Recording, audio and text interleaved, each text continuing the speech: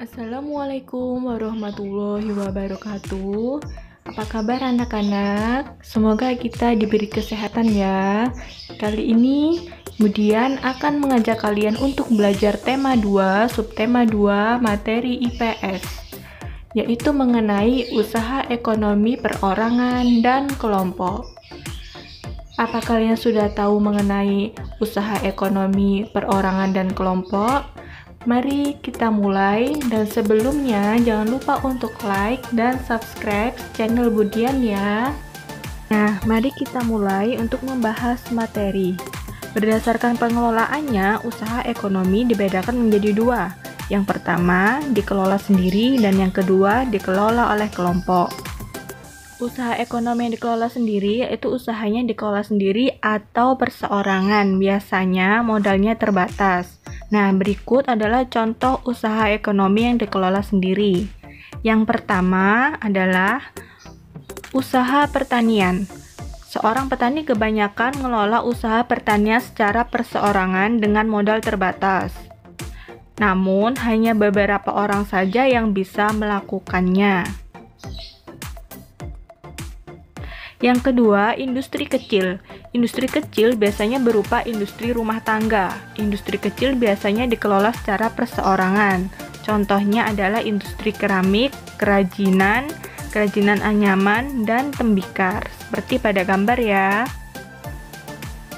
Selanjutnya, yang ketiga adalah usaha perdagangan.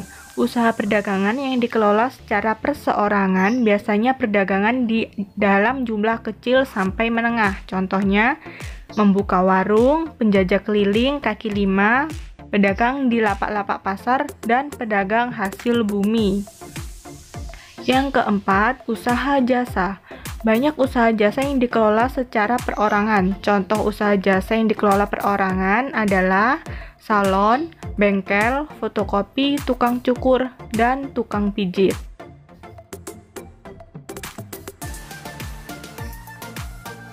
Usaha ekonomi yang dikelola kelompok. Usaha ekonomi dikelola kelompok secara berkelompok adalah usaha yang dijalankan secara bersama-sama, baik dalam modal, pengelolaan, maupun dalam hal bagi hasil.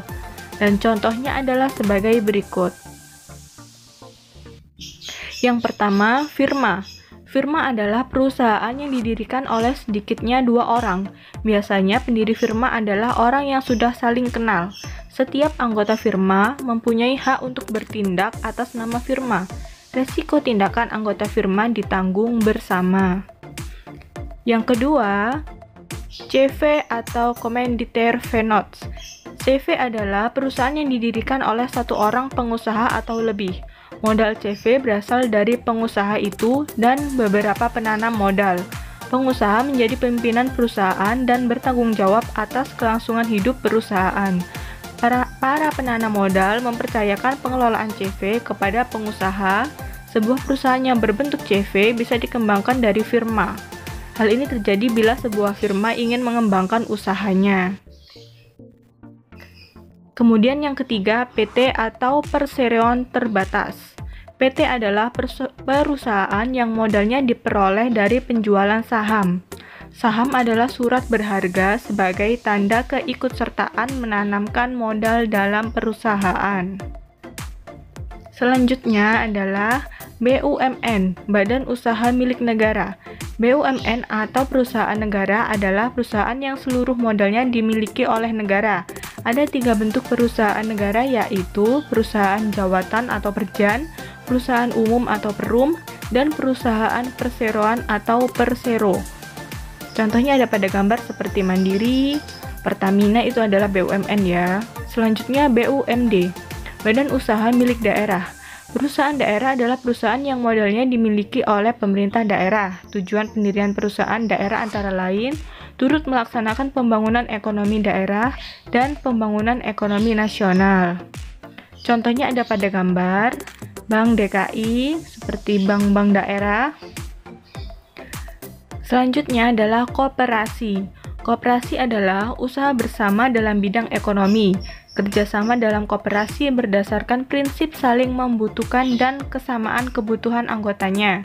Di Indonesia ada 5 bentuk koperasi, yaitu koperasi konsumsi, koperasi simpan pinjam, koperasi produksi, koperasi jasa, dan koperasi serba usaha. Contohnya ada pada gambar, itu ada koperasi Sejati Mulia. Sekian materi dari Budian hari ini mengenai usaha ekonomi.